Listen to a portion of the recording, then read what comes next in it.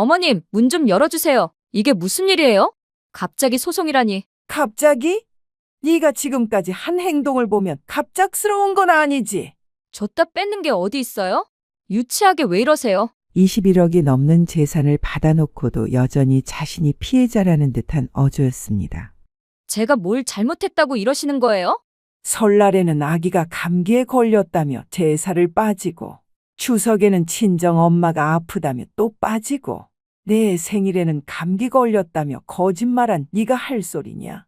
솔직히 말해서 저희도 할 만큼 했잖아요. 정신 좀 차려. 세상에 공짜는 없어. 하지만 유진은 끝까지 자신의 잘못을 인정하지 않았습니다. 포기하고 돌아서며 중얼거린 혼잣말이 인터폰을 통해 고스란히 윤정혜 씨에게 들렸습니다. 아, 진짜 고집불통로 있네. 줬다 뺏는 게 어디 있어? 지금 자기한테 잘하라는 거야, 뭐야? 이미 다 해줬으면 됐지. 맨날 관심 받으려고. 아, 진짜 짜증나. 그 순간 윤정혜 씨의 인내심이 완전히 바닥났습니다. 야, 너 방금 뭐라고 했어? 갑작스럽게 문이 열리자 유진은 깜짝 놀라 뒤로 물러섰습니다. 아, 아니에요. 그런 게 아니라. 네 속마음이 그런 거였구나. 이제야 내 진짜 모습을 보네. 어머님, 그래도 제가 어머님께 손주를 낳아드렸잖아요. 그것만으로도 충분하지 않나요? 손주를 낳아줬다고? 나를 위해서 낳은 거니? 아이는 너희가 키우고 싶어서 낳은 거 아니야. 내가 언제 낳으라고 했어? 따끔한 일침이었습니다. 유진은 더 이상 할 말이 없었습니다. 서울 강남구 청담동 높은 빌딩들이 즐비한 이곳에서 윤정혜 씨는 소탈한 차림으로 아침 산책을 하고 있습니다. 운동화의 평범한 트레이닝복 차림이었지만 윤 씨가 지나가는 길목의 빌딩 두 채가 모두 그분 소유라는 사실을 아는 사람은 거의 없었습니다. 상가 3곳과 펜트하우스까지 합치면 수백억 원의 재산을 가지고 있었지만 윤 씨는 언제나 검소한 모습으로 동네를 다녔습니다. 마치 평범한 동네 할머니처럼 말입니다. 정혜 언니, 오늘도 일찍 나오셨네요. 동네 슈퍼 앞에서 만난 이웃 김순례 씨가 반갑게 인사를 건넸습니다. 잠이 안 와서 그냥 나왔어요. 순례 씨는 벌써 가게 열어요. 네, 요즘 손님들이 일찍부터 오시더라고요. 그런데 언니, 아드님은 요즘 어떻게 지내세요? 그럭저럭 잘 지내죠. 바빠서 자주 못 봐요. 윤 씨는 담담히 대답하셨지만 그 뒤에 숨겨진 깊은 사연이 있다는 것을 그때는 아무도 몰랐습니다. 윤 씨가 23살이던 해의 일입니다. 그때까지만 해도 정혜 씨는 그저 평범한 집안의 막내딸이었습니다. 부모님은 보수적인 분들이셨고 당연히 모든 재산은 장남인 오빠가 물려받을 예정이었습니다. 오빠는 그야말로 집안의 기둥이었습니다. 부모님의 기대를 한 몸에 받으며 자란 든든한 장남이었죠. 정혜야, 넌 시집만 잘 가면 돼. 집안일은 오빠가 다 알아서 할 테니까 걱정하지 마라. 부모님은 늘 그렇게 말씀하셨습니다. 그리고 정혜 씨도 그것이 당연하다고 생각했습니다. 그 시절에는 그것이 자연스러운 일이었으니까요. 하지만 운명이란 참 예측할 수 없는 것입니다. 그해 10월의 어느 쌀쌀한 저녁이었습니다. 기차편으로 돌아올 예정이었는데 갑자기 급한 일이 생겨 지인의 차를 얻어 타게 되었습니다. 그런데 그 차가 부산 외곽의 커브길에서 중앙선을 넘어온 트럭과 정면 충돌을 했습니다. 평생 의지하던 오빠가, 집안의 기둥이던 오빠가 하루아침에 세상을 떠난 것입니다. 장례를 치르는 3일 동안 가족은 넋을 잃고 지냈습니다. 친척들이 와서 위로를 해주었지만 그 어떤 말도 가슴 깊이 박힌 아픔을 달래줄 수는 없었습니다. 특히 아버지의 충격이 가장 컸습니다. 아들을, 그것도 자신의 뒤를 이을 아들을 먼저 보내야 하는 부모의 심정은 말로 다 할 수 없었습니다. 정혜야, 아버지하고 잠깐 얘기 좀 하자. 네, 아버지. 거실에 마주 앉은 분요. 아버지는 한참 동안 말없이 정혜 씨를 바라보셨습니다. 그 눈빛에는 깊은 슬픔과 함께 무거운 책임감이 어려 있었습니다. 정혜야, 너도 알다시피 우리 집안의 재산은 본래 네 오빠가 물려받을 운명이었다. 논밭도 있고 서울에 있는 건물들도 있고 이 모든 게 할아버지 때부터 차근차근 모아온 거다. 아버지의 목소리가 떨리기 시작했습니다. 그런데 이제 정수가 없으니 이 모든 게 허공에 떠버렸구나. 이제 이 재산은 내 몫이다. 네? 그게 무슨, 원래 오빠가 이어받을 운명이었지만 이제 네가 지켜야 한다. 아버지의 목소리에 단호함이 서렸습니다. 이 재산은 그냥 돈이 아니다. 내 할아버지가 내가 그리고 내 오빠가 평생을 바쳐 지켜온 우리 가문의 뿌리다. 이걸 함부로 남에게 넘겨줄 수는 없다. 하지만 이 재산만큼은 네가 지켜야 한다. 내 오빠를 대신해서 말이다. 네. 제가 지킬게요. 절대로 헛되이 흘려보내지 않을게요. 그날부터 정혜 씨의 인생은 완전히 바뀌었습니다. 단순히 시집가서 평범한 주부로 살 예정이었던 인생이 재산을 지키고 관리해야 하는 무거운 책임을 진 인생으로 바뀐 것입니다. 그 약속을 지키기 위해 정혜 씨는 무엇보다 먼저 공부를 시작했습니다. 부동산 관리와 사업에 대해 전혀 모르던 23살의 여성이었지만 누구보다 열심히 배웠습니다. 그렇게 정혜 씨는 한 푼도 허투루 쓰지 않으며 평생을 살아오셨습니다. 그 결과 몇십 년이 지난 지금 강남의 빌딩 2채와 상가 3곳, 펜트하우스까지 소유한 거부가 되신 것입니다. 윤정혜 씨가 결혼을 한 것은 32살의 늦은 나이였습니다. 그 시절로서는 상당히 늦은 결혼이었죠. 오빠가 돌아가신 후 가문의 재산을 관리하느라 바쁜 나날을 보내다 보니 어느새 혼기를 놓칠 뻔했습니다. 남편 윤철수 씨는 성실한 공무원이었습니다. 정혜 씨는 참 똑똑하시네요.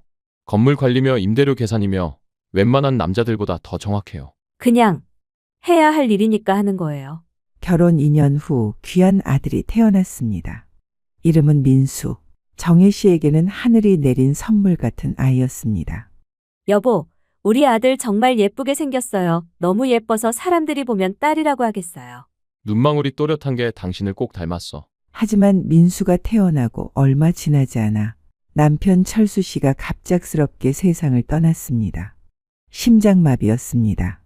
민수가 겨우 돌이 지난 무렵이었습니다. 오빠에 이어 남편까지 잃은 정혜 씨. 하지만 이번에는 지켜야 할 아이가 있었습니다. 민수야, 엄마가 너 혼자서라도 잘 키울게. 아빠 못까지 엄마가 다 해줄게. 밤마다 아이를 재우며 정혜 씨는 다짐했습니다. 이 아이만큼은 절대로 남부럽지 않게 키우겠다고 말입니다. 사실 경제적으로는 전혀 문제가 없었습니다. 부동산 임대 수입이 꾸준히 들어왔고 정혜 씨의 절약 정신 덕분에 생활비는 충분했습니다. 무엇보다 민수 하나만 키우면 되니 그 아이에게 최고의 교육을 시켜줄 수 있었습니다. 민수는 어릴 때부터 유난히 공부를 좋아하는 아이였습니다. 다른 아이들이 뛰어놀 때 혼자 책을 읽는 일이 많았죠. 민수야, 밖에 나가서 친구들이랑 놀아라. 엄마, 저는 책 읽는 게 더 재미있어요. 6살 민수가 대답했습니다. 정혜 씨는 기특하면서도 한편으로는 걱정이 되었습니다. 민수의 성적은 늘 반에서 1등이었습니다. 정혜 씨는 아들이 자랑스러웠지만 친구들과 어울리지 못하는 모습이 마음에 걸렸습니다. 민수야, 오늘은 준호랑 놀러 갈래? 엄마, 저는 공부하는 게 좋아요. 나중에 훌륭한 사람이 되어서 엄마 자랑스럽게 해드릴게요. 민수의 말에 정혜 씨는 가슴이 찡했습니다.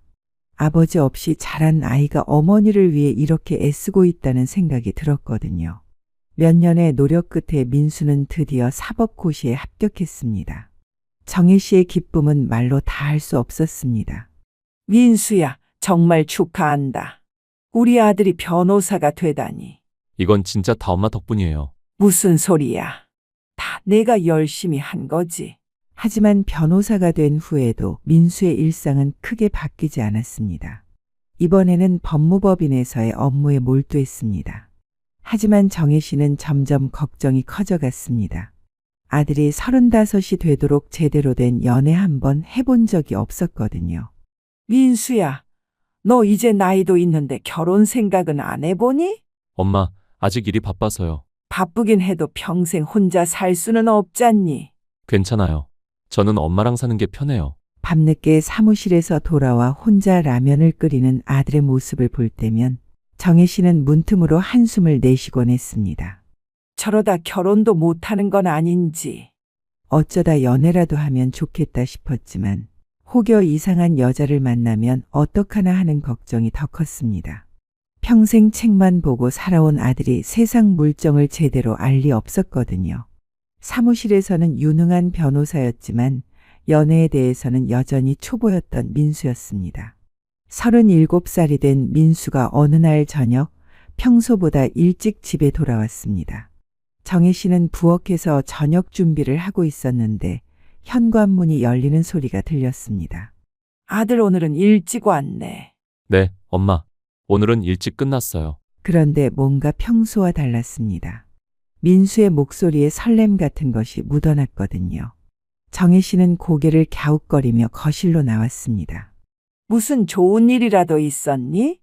엄마, 사실 말씀드릴 게 있어요. 민수가 소파에 앉으며 말했습니다. 정혜 씨는 앞치마를 벗으며 아들 옆에 자리했습니다. 무슨 일인데? 엄마, 저 여자친구가 생겼어요. 순간 정혜 씨의 눈이 동그래졌습니다. 37 동안 살면서 한 번도 연애 이야기를 꺼낸 적이 없던 아들이었거든요. 정말? 네, 엄마. 정혜 씨의 얼굴에 환한 미소가 떠올랐습니다. 그동안 얼마나 기다렸던 소식인지 모릅니다. 어디서 만났니? 어떤 사람이야? 법무법인에서 일하는 분이에요. 이름은 서유진이고 저보다 3살 어려요. 같은 직장이구나. 그럼 변호사니? 아니요, 법무팀에서 일하는 직원이에요. 언제부터 사귀었니? 3달 정도 됐어요. 그래? 그런데 왜 이제야 말해? 확실해진 다음에 말씀드리려고 했어요. 정혜 씨는 아들의 신중함이 기특했습니다. 역시 공부만 하다가 연애를 시작한 아들답게 조심스럽게 접근하고 있는 것 같았거든요. 그래, 잘했어. 그럼 언제 한번 집에 데려와서 엄마한테 소개해줘. 네, 엄마. 곧 말해볼게요. 그날 밤 정혜 씨는 잠이 오지 않았습니다. 기쁜 마음 반, 걱정되는 마음 반이었습니다. 과연 어떤 여자일까? 우리 민수한테 잘해줄까? 온갖 생각이 머릿속을 맴돌았습니다. 일주일 후 민수가 여자친구를 집으로 데려왔습니다. 정혜 씨는 아침부터 집안 청소를 하고 맛있는 음식도 준비했습니다. 엄마, 저희 왔어요. 현관문이 열리며 민수가 들어왔습니다. 그 뒤로 단정한 차림의 여성이 따라왔습니다. 안녕하세요, 어머님. 서유진이라고 합니다. 첫인상부터 정말 좋았습니다. 깔끔한 원피스에 단정한 헤어스타일 예의 바른 인사까지. 정혜 씨가 그동안 상상했던 이상적인 며느리감이었습니다. 어머, 정말 예쁘게 생겼네요. 어서 와요, 유진 씨. 감사합니다. 이렇게 찾아뵙게 되어 영광입니다. 유진은 정중하게 인사를 올렸습니다. 우리 민수가 정말 좋은 사람을 만났구나. 거실에 앉아 차를 마시며 대화를 나누었습니다. 유진 씨는 어느 동네에서 사세요? 강남구 역삼동에 살고 있어요, 어머님. 아, 멀지 않네요. 부모님은 뭘 하시나요? 아버지는 작은 회사를 운영하시고 어머니는 주부세요. 그래요. 형제는 있어요. 외동딸이에요. 우리 민수랑 비슷하네. 유진은 대답할 때마다 공손하게 고개를 숙였습니다. 말투도 정중했고 자세도 단정했습니다.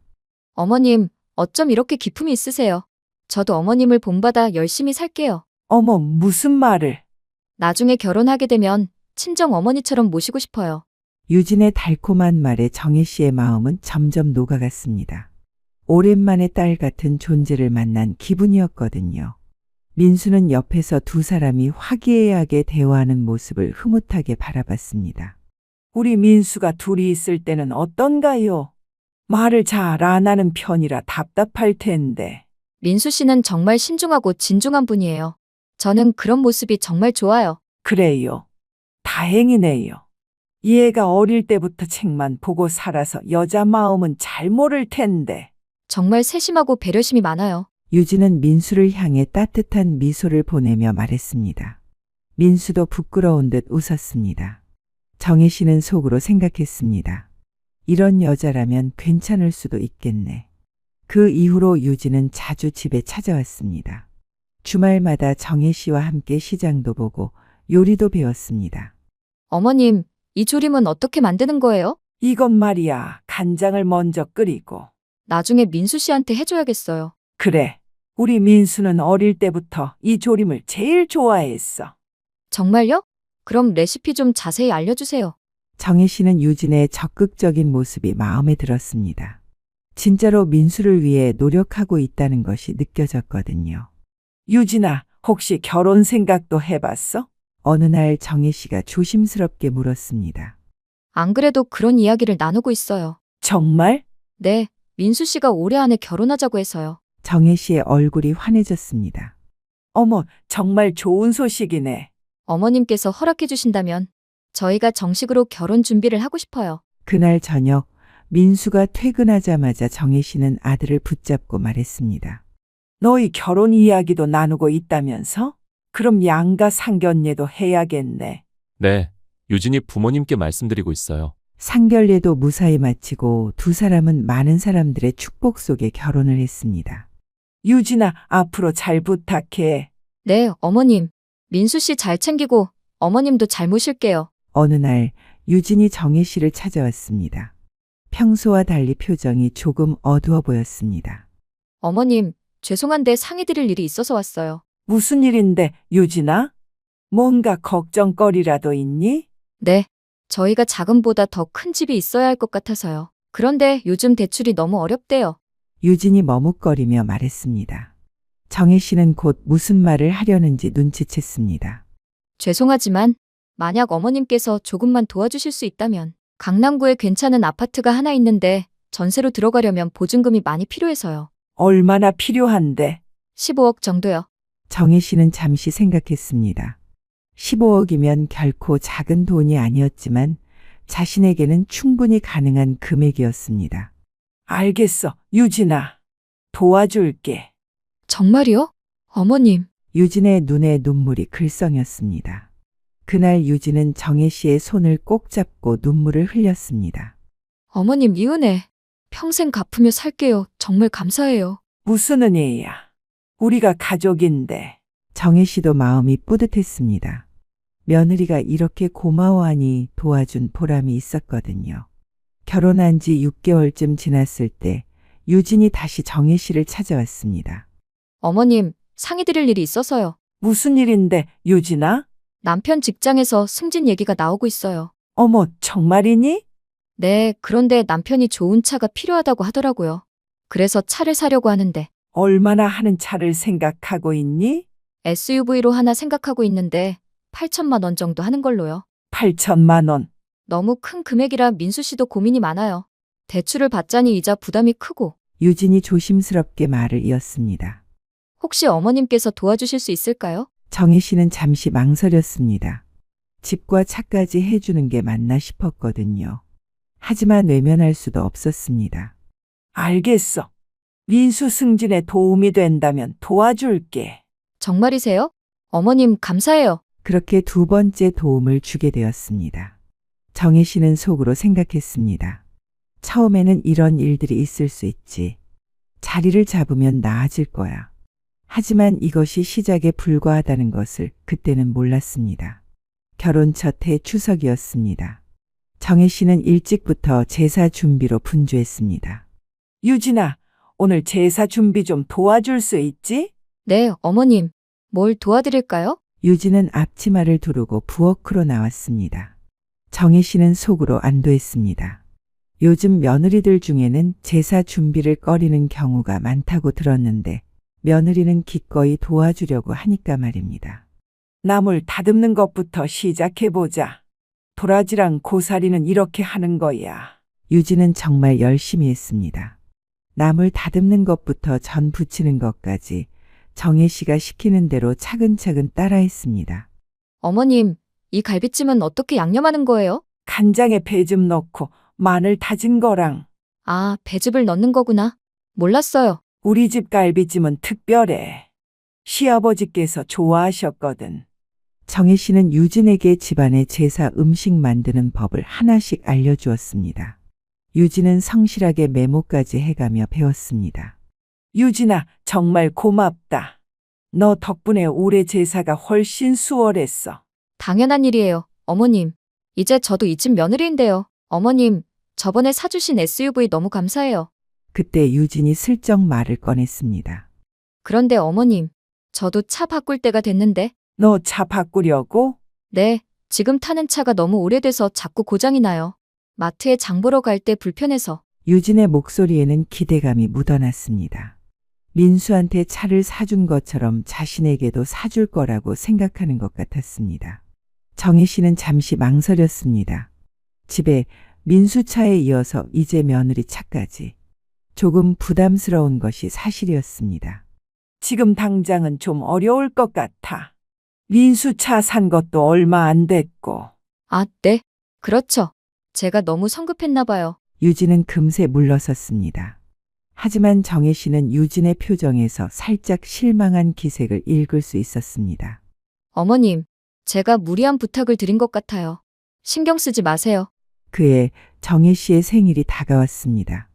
평소에는 조용히 넘어갔던 생일이었지만 이번에는 유진이 먼저 연락을 해왔습니다. 어머님, 이번에 생신이시죠? 응, 그런데 뭐. 저희 집에서 생일상 차려드리고 싶어요. 어머님 생신인데 그냥 넘어갈 수는 없죠. 정혜 씨는 깜짝 놀랐습니다. 며느리가 이렇게 적극적으로 나선 것도 의외였고 자신의 생일을 이렇게 챙겨주겠다는 것도 고마웠습니다. 유진아, 그럴 필요 없어. 그냥. 아니에요, 어머님. 제가 꼭 해드리고 싶어요. 민수 씨도 그러자고 했거든요. 결국 정혜 씨는 유진의 생일 초대를 받아들였습니다. 생일 당일 정혜 씨는 유진의 집으로 향했습니다. 문을 열고 들어서자마자 깜짝 놀랐습니다. 정말 푸짐한 생일상이 차려져 있었거든요. 어머, 이게 뭐야?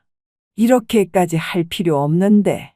어머님, 생신 축하드려요. 유진은 환한 미소를 지으며 정혜 씨를 맞았습니다. 식탁 위에는 대게부터 갈비찜, 잡채, 미역국까지 정말 다양한 음식들이 가득했습니다. 이거 언제 다 준비했니? 너무 고생했겠어. 어머님 생신인데 이 정도는 해야죠. 민수도 옆에서 덧붙였습니다. 엄마, 유진이가 새벽부터 준비했어요. 어머님 좋아하실 음식들로만 골라서요. 정말 고맙다, 유진아. 이런 생일상은 처음이야. 어머님, 앞으로 매년 이렇게 해드릴게요. 식사 후 유진이 예쁜 봉투 하나를 꺼냈습니다. 어머님, 이거 편지예요. 제가 직접 썼거든요. 편지? 정혜 씨는 봉투를 받아들었습니다. 유진이 정성스럽게 쓴 편지라니 궁금했습니다. 지금 읽어보세요. 정혜 씨는 편지를 펼쳤습니다. 유진의 깔끔한 글씨로 쓰인 편지였습니다. 안녕하세요, 할머니. 곧 만나요. 이거. 설마? 정혜 씨가 떨리는 목소리로 물었습니다. 유진은 수줍게 웃으며 고개를 끄덕였습니다. 네, 어머님. 임신했어요. 정말이니? 정혜 씨는 벌떡 일어나 유진을 끌어안았습니다. 손주를 볼 수 있다는 기쁨에 눈물이 핑 돌았습니다. 언제부터 알았니? 지난주에 확인했어요. 아직 초기라서 조심해야 한다고 하더라고요. 아이고, 우리 유진이. 정말 고생 많겠구나. 민수도 옆에서 환하게 웃고 있었습니다. 엄마, 축하해요. 드디어 할머니가 되시는 거예요. 정혜 씨는 가슴이 벅찼습니다. 손주라니. 오랫동안 꿈꿔왔던 일이었습니다. 그날 밤 집에 돌아온 정혜 씨는 잠이 오지 않았습니다. 손주에 대한 기대로 가슴이 설렜거든요. 남자아이일까? 여자아이일까? 누구를 닮을까? 온갖 상상을 하며 밤을 지샜습니다. 며칠 후 유진이 전화를 걸어왔습니다. 어머님, 병원에 다녀왔어요. 어떻게 나왔니? 아기 건강하대요. 다만 임신 초기라 조심해야 한다고 하더라고요. 그래, 몸조리 잘해야지. 혹시 필요한 거 있으면 언제든지 말해. 감사해요, 어머님. 그런데 유진이 잠시 머뭇거렸습니다. 왜, 무슨 일이니? 아기용품도 준비해야 하고 병원비도 만만치 않더라고요. 아기가 생기면 지금보다 큰 차로 바꿔야 할 것 같아요. 카시트도 설치해야 하고 아기용품도 많이 실어야 하니까. 정혜 씨는 속으로 또 차 이야기구나 하고 생각했습니다. 하지만 이번에는 상황이 달랐습니다. 손주를 위한 일이었거든요. 제가 지금 타는 차는 너무 작아서 아기 키우기에는 불편할 것 같아서요. 그래, 필요하면 내가 바꿔주마. 정말요? 유진의 목소리가 확연히 밝아졌습니다. 감사해요, 어머님. 출산 선물이야. 그런데 유진이 잠시 머뭇거리더니 다시 입을 열었습니다. 그런데 어머님, 혹시 안전을 생각하면 외제차가 좋을까요? 외제차? 네, 아무래도 아기 안전을 생각하면 국산차보다는 벤츠나 볼보 같은 차가 충돌 안전성이 더 좋다고 하더라고요. 그리고 SUV로 큰 걸로요. 아기 키우려면 공간도 넓어야 하고 뒷좌석도 여유가 있어야 카시트 설치하기 편하잖아요. 유진은 마치 이미 다 알아본 것처럼 구체적으로 말했습니다. 그런 차는 많이 비쌀 텐데. 우리 아기 안전이 가장 중요하잖아요. 이왕 사는 거 좋은 거 사야죠. 유진의 목소리에는 은근한 확신이 묻어났습니다. 정혜 씨는 깊은 한숨을 내쉬었습니다. 손주 안전을 위해서라니 거절하기가 어려웠습니다. 알겠어. 우리 손주를 위해서라면. 그렇게 며느리는 임신 중에 차를 선물 받았습니다. 하지만 달라진 것이 있다면 예전에는 주말마다 찾아와서 이런저런 이야기를 나누었는데 이제는 한 달에 한 번 보기도 어려워졌습니다. 유진아, 요즘 어떻게 지내니? 몸은 괜찮고? 정혜 씨가 전화를 걸어도 유진의 대답은 시큰둥했습니다. 네, 어머님. 괜찮아요. 임신 중인데 혼자 있으면 심심할 텐데 가끔 놀러 와. 네.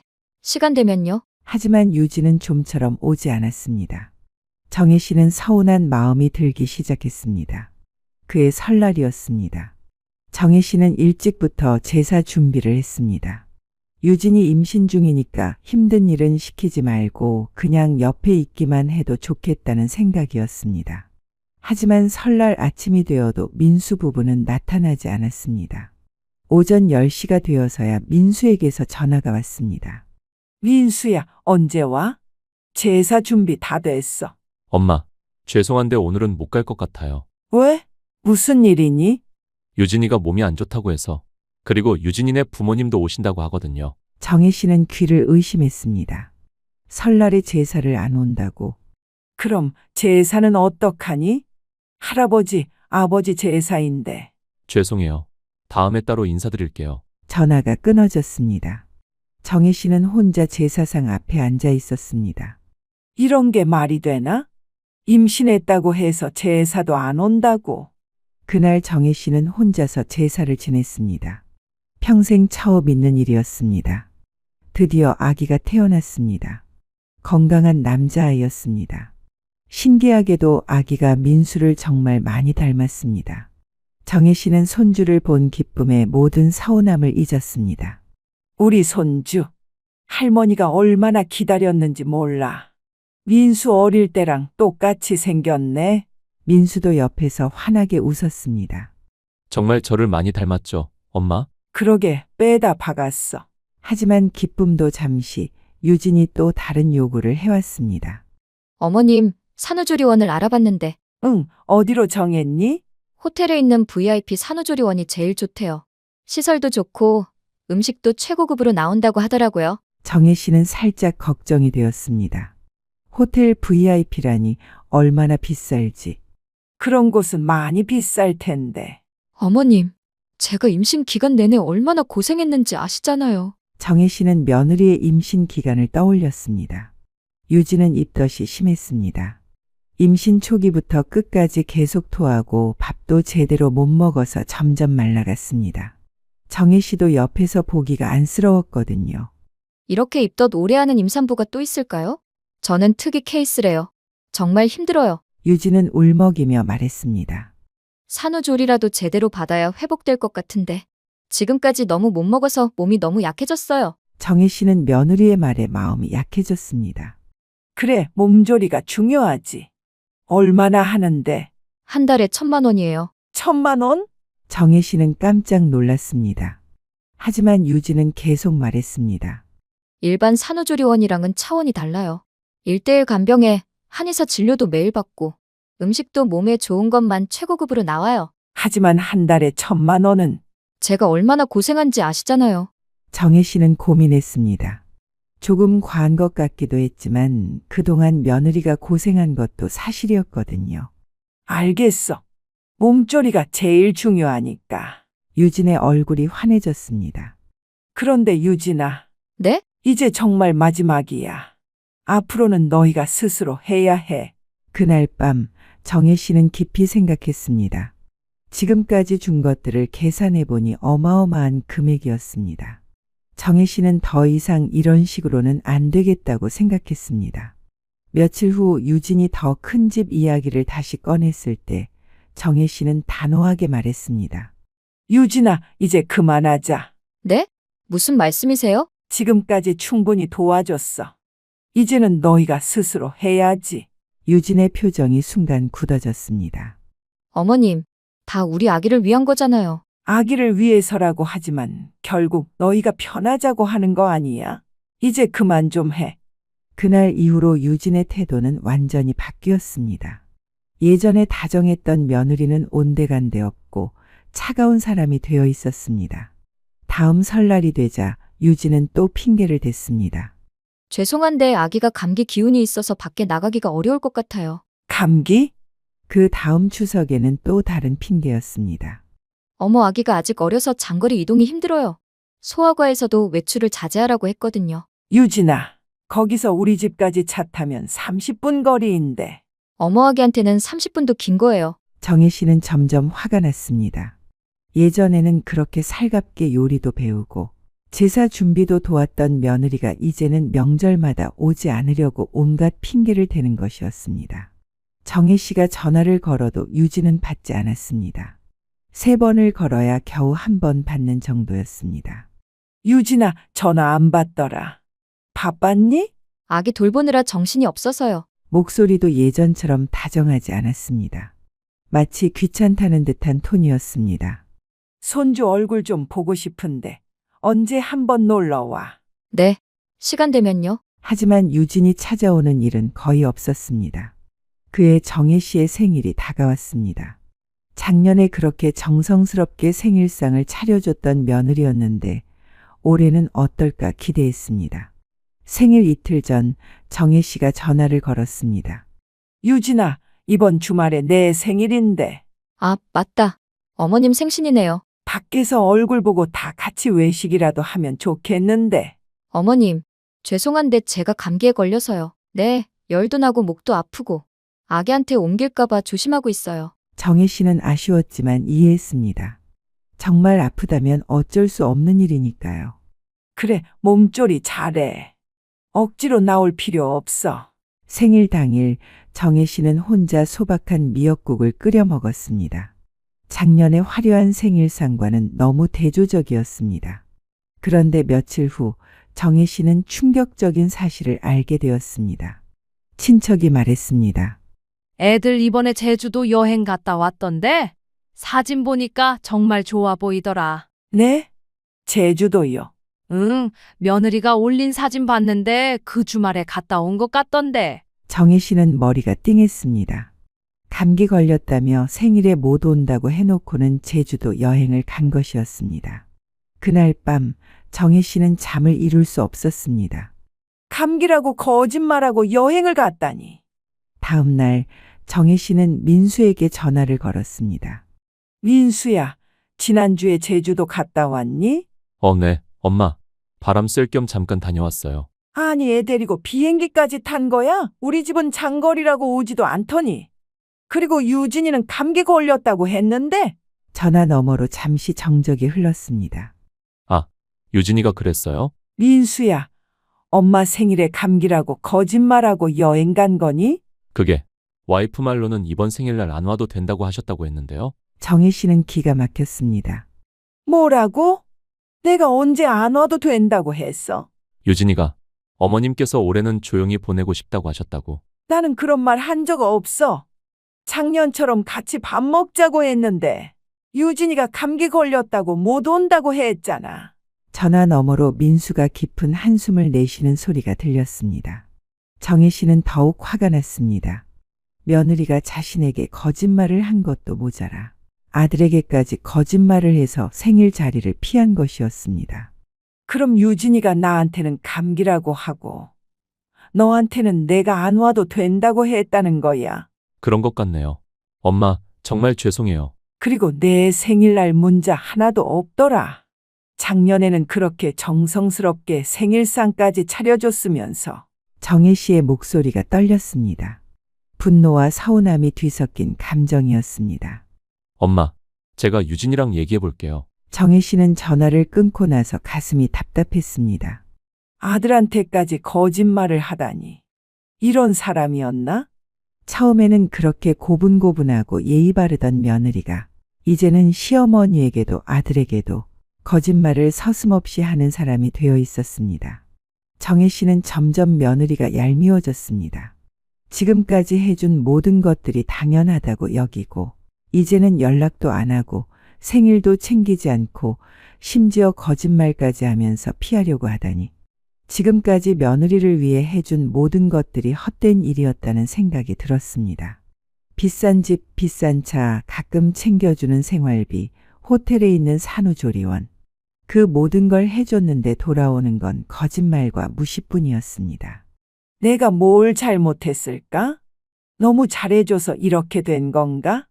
그해 겨울 정혜 씨에게 큰 시련이 찾아왔습니다. 건강검진에서 담낭에 문제가 발견되어 수술을 받아야 한다는 진단을 받은 것입니다. 선생님, 많이 아픈 수술인가요? 복강경 수술이라 큰 수술은 아니지만 그래도 전신 마취를 하니까 보호자가 있으셔야 해요. 의사의 말에 정혜 씨는 걱정이 되었습니다. 혼자 병원에 가서 수술받기가 두려웠거든요. 수술 전날 밤 정혜 씨는 혹시나 하는 마음으로 며느리에게 전화를 걸었습니다. 유진아, 나 내일 수술이라. 전화 너머로 잠시 정적이 흘렀습니다. 어머님, 죄송한데요. 이렇게 늦은 시간에 자꾸 전화하시는 거 좀 부담스러워요. 정혜 씨는 귀를 의심했습니다. 저도 이제 제 가정이 있고 할 일이 많아요. 이런 일은 남편이랑만 상의해 주세요. 유진아, 그럼 내일 하루만이라도 수술 끝나고 퇴원할 때 좀 도와주면 안 되겠니? 혼자 챙기기엔 이것저것 많아서. 잠시 정적이 흘렀습니다. 돌아온 대답은 한층 더 싸늘했습니다. 제가 왜요? 뭐, 제가 거기 왜 가야죠? 솔직히 남편도 있는데 저까지 갈 필요 있을까요? 정혜 씨는 말문이 막혔습니다. 죄송하지만 이만 끊을게요. 뚝.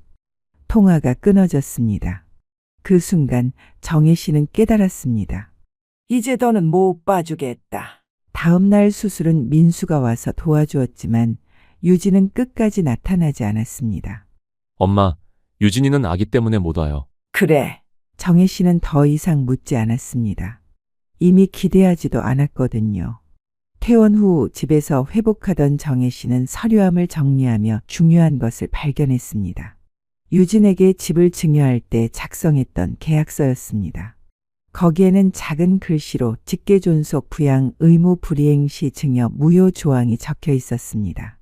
그때 변호사가 이런 조항을 넣어두라고 했었지. 정혜 씨는 차근차근 증거를 모으기 시작했습니다.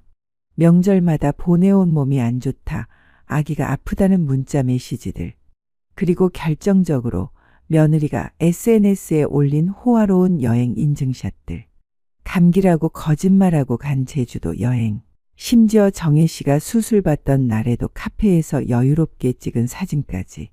모든 증거가 준비되자 정혜 씨는 변호사 사무실을 찾았습니다. 이 정도면 충분히 증여 취소 사유가 됩니다. 변호사는 정혜 씨가 가져온 자료들을 꼼꼼히 살펴본 후 말했습니다. 부양 의무 불이행이 명확하고 특히 수술 당일에도 면회 오지 않은 것은 심각한 문제네요. 정말 다시 가져올 수 있나요? 법적으로 문제 없어요. 다만 변호사가 잠시 머뭇거렸습니다. 가족 관계는 완전히 끝날 각오를 하셔야 합니다. 정혜 씨는 이미 각오가 되어 있었습니다. 상관없어요. 이미 가족도 아니에요. 며느리의 당황과 뻔뻔함. 소송 소식을 들은 며느리는 그 다음 날 바로 정혜 씨 집으로 달려왔습니다. 어머님, 문 좀 열어주세요. 현관 벨을 연신 누르며 큰 소리로 외쳤습니다. 정혜 씨는 문을 열지 않고 인터폰으로만 대답했습니다. 무슨 일이야? 어머님, 이게 무슨 일이에요? 갑자기 소송이라니. 갑자기? 내가 지금까지 한 행동을 보면 갑작스러운 게 아니지. 줬다 뺏는 게 어디 있어요? 유치하게 왜 이러세요? 뭐라고? 저희가 뭘 잘못했다고 이러시는 거예요. 그냥 바쁘다고 못 간 건데 이렇게까지 하시면 되나요? 유진의 목소리에는 억울함과 함께 오히려 화가 난 듯한 톤이 섞여 있었습니다. 바쁘다고? 내 수술날에도 바빴니? 어머님, 그건 아기 돌보느라 정말 바빴어요. 어머님도 이해해 주셔야죠. 이해? 내가 뭘 이해해? 어머님, 솔직히 말해서 저희도 할 만큼 했잖아요. 맨날 오라고 하시고, 전화도 자주 하시고. 저희도 저희 생활이 있다고요. 그리고 집이랑 차는 저희가 받을 만하니까 주신 거 아니에요? 정혜 씨는 말문이 막혔습니다. 며느리가 자신이 해준 것들을 당연히 자기 것이라고 생각하고 있었던 것입니다. 받을 만하다고. 네. 저는 며느리고 민수 씨 아내잖아요. 당연히 받을 자격이 있죠. 그래, 내가 줬지. 네가 효도할 거라고 믿고 줬어. 효도요? 저 나름대로 했는데요. 요리도 배우고 제사 준비도 도와드리고. 그때만 하고 말았잖아. 지금은 아기 때문에 바빠서 그런 거예요. 아기 엄마가 되면 바빠지는 거 당연하잖아요. 정혜 씨는 며느리의 뻔뻔함에 기가 막혔습니다. 내가 준 걸 당연히 내 거라고 생각하고 있잖아. 당연하죠. 마음에 안 든다고 다시 가져간다는 게 말이 돼요? 그럼 네가 나한테 한 게 뭐가 있는데? 저는 민수 씨랑 결혼해서 아기 보여준 것만으로 충분하지 않나요? 남편이 얼마나 쑥맥에 연애도 못하는데요. 저 아니었으면 결혼도 못하고 평생 혼자 살아야 했어요. 그럼 어머님도 평생 손주 볼 일도 없으시겠죠? 정혜 씨는 더 이상 들을 수 없었습니다.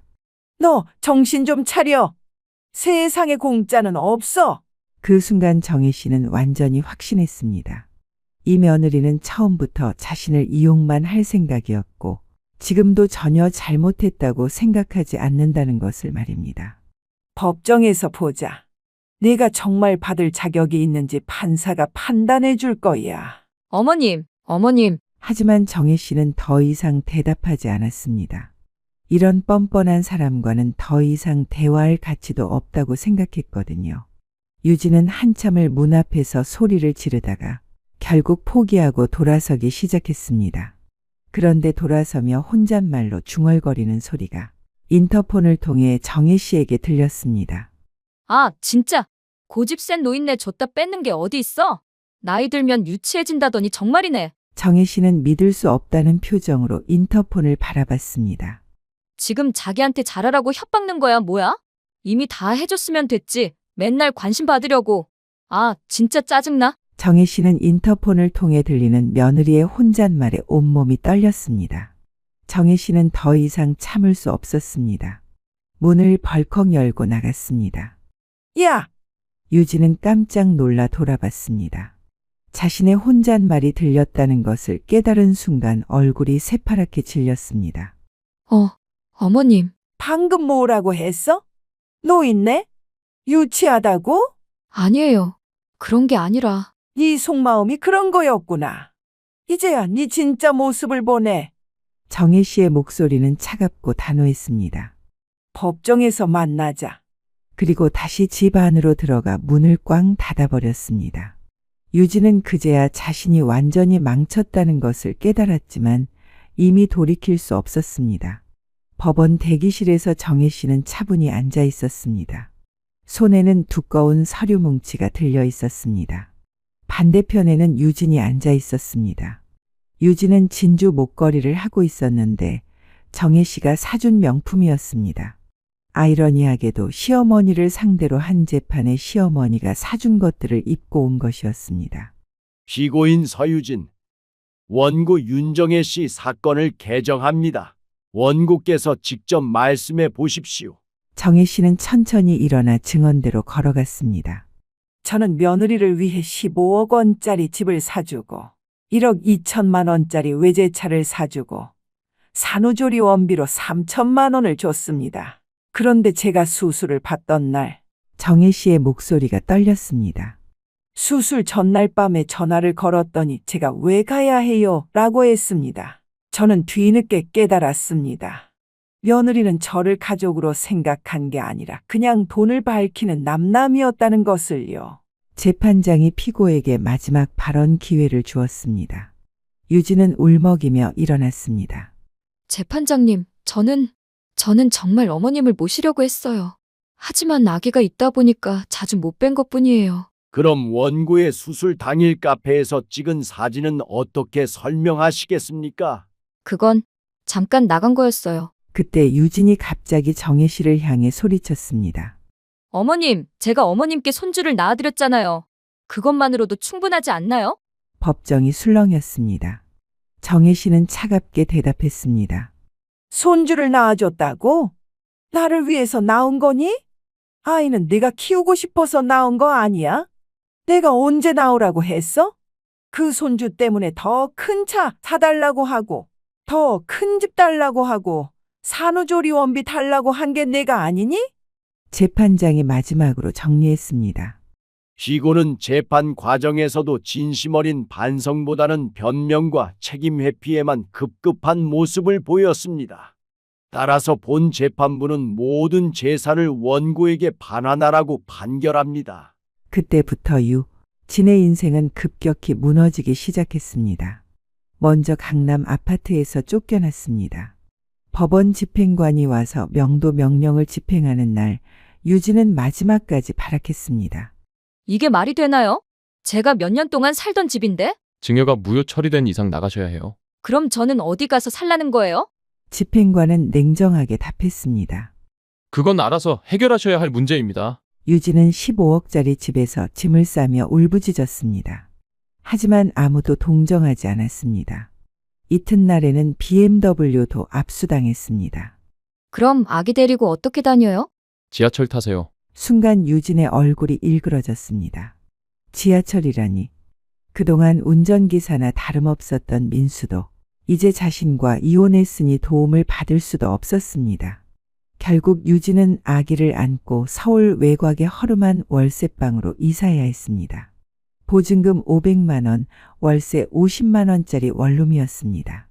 15억짜리 펜트하우스에서 월세방 원룸으로의 추락. 그 차이는 실로 어마어마했습니다. 예전에 호화로운 일상을 자랑하던 유진의 SNS도 완전히 조용해졌습니다. 더 이상 올릴 수 있는 인증샷이 없었거든요. 강남 카페 대신 집 근처 편의점 커피, 고급 레스토랑 대신 컵라면이 전부였습니다. 월세 50만 원도 감당하기 어려워진 유진은 결국 파트타임 일자리를 찾아야 했습니다. 편의점 야간 알바, 음식점 서빙, 전단지 배포. 예전에는 상상도 못했던 일들이었습니다. 손님, 여기 계산이요. 편의점에서 계산대에 서 있는 유진을 보고 예전 지인이 놀라며 말했습니다. 유진 씨? 여기서 뭐 해요? 유진은 얼굴이 빨개져 고개를 숙였습니다. 아, 그냥 잠깐 일하는 거예요. 아, 그래요? 그런데 강남 집은 어떻게 됐어요? 예전에 SNS에서 봤는데. 그게 이사했어요. 이혼 후 몇 달이 지나자 유진은 민수에게 계속해서 양육비 인상을 요구했습니다. 아기 분유값이 올랐어. 양육비 좀 더 올려줘. 지난번에도 올려줬잖아. 그게 언제적 얘기야? 물가가 얼마나 올랐는데. 한 달 후에는 또 다른 이유였습니다. 아기 옷도 사야 하고 아무튼 드는 돈이야. 민수는 부담스러웠지만 아이를 위해서라며 양육비를 올려줬습니다. 하지만 유진의 요구는 끝이 없었습니다. 민수는 점점 부담을 느끼기 시작했습니다. 계속 늘어나는 양육비를 감당하기 어려웠거든요. 엄마, 상의할 일이 있어서요. 무슨 일인데? 유진이가 양육비를 계속 올려달라고 해요. 이제 월 600만 원을 달라고 하는데. 정혜 씨는 놀랐습니다. 600만 원. 아기 하나 키우는데 그렇게 많이 들어? 그런데 안 주면 아이 못 보게 하겠다고 협박해요. 애를 빌미로 돈 뜯어가려고 하는구나. 넌 만나도 그런 여자를 만나서는. 어느 날 민수가 아이를 보러 갔을 때 충격적인 광경을 목격했습니다. 유진이 아이를 집에 혼자 두고 나가는 일이 빈번하다는 것이었습니다. 너 아이 혼자 두고 어디 갔다 온 거야? 잠깐 장 보러 다녀온 거야. 잠깐이 2시간이야? 아이가 자고 있어서 괜찮다고 생각했어. 민수는 더 이상 참을 수 없었습니다. 그래서 양육권 소송을 결정했습니다. 양육권 재판에서 민수 측이 유리했습니다. 민수는 안정적인 직업과 수입이 있었지만 유진은 편의점 알바 등 불안정한 일자리만 전전하고 있었습니다. 그리고 유진이 아이를 혼자 두고 외출한 것들이 증거로 제출되었습니다. 안 돼요. 제 아이예요. 법정에서 유진은 울부짖었습니다. 양육비는 이제 유진 씨가 민수 씨에게 주셔야 합니다. 유진의 얼굴이 새파랗게 질렸습니다.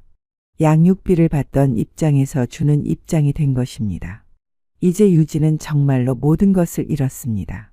집도, 차도, 아이도, 심지어 받던 양육비까지 모두 사라졌습니다. 양육권을 되찾은 후 정혜 씨는 손주를 위해 최고의 환경을 만들어 주기로 했습니다. 정혜 씨는 경력이 풍부한 전문 베이비시터를 고용했습니다. 이름은 김순영 씨, 20년 경력의 베테랑이었습니다. 정혜 씨는 거실 소파에 앉아서 베이비시터가 손주를 돌보는 모습을 지켜봤습니다. 이 시간에는 분유를 주는 거죠? 네, 맞아요. 3시간 간격으로 주는 게 좋아요. 김순영 씨는 분유를 타며 온도를 확인했습니다. 그 모든 과정이 전문적이고 세심했습니다. 아가, 맛있는 우유 먹자. 김순영 씨가 일하는 동안 정혜 씨는 주로 거실 소파에 앉아서 지켜봤습니다. 가끔은 차를 마시며 가끔은 신문을 읽으며 하지만 시선은 항상 손주에게 가 있었습니다. 저녁이 되어 민수가 퇴근하면 정혜 씨는 하루 있었던 일을 들려줬습니다. 정말요? 벌써 그런 반응을 보여요? 응. 이모님이 전문가라서 그런지 아기가 정말 좋아해. 민수도 아들이 건강하게 자라는 모습을 보며 안심했습니다. 엄마, 정말 감사해요. 엄마가 이렇게 도와주시니까 아이가 이렇게 잘 클 수 있는 것 같아요. 정혜 씨는 손주를 키우며 진짜 가족의 의미를 다시 한번 깨달았습니다. 돈으로 사는 관계가 아니라 진심으로 아끼고 사랑하는 마음. 기억하세요. 사람은 언젠가 다 늙습니다. 지금 시어머니를 대하는 모습을 여러분의 자녀들이 지켜보고 있습니다. 여러분이 시어머니를 무시한다면 언젠가 여러분도 며느리에게 똑같이 당할 수 있습니다. 정혜 씨는 모든 재산을 되찾았지만 가장 큰 행복은 손주와 함께하는 일상에서 찾았습니다. 돈보다 소중한 것이 있다는 것, 진짜 가족의 의미가 무엇인지 깨달았기 때문입니다. 이것으로 윤정혜 씨의 이야기를 마칩니다. 그리고 구독과 좋아요도 잊지 말아주세요. 앞으로도 더 좋은 이야기로 찾아뵙겠습니다. 감사합니다.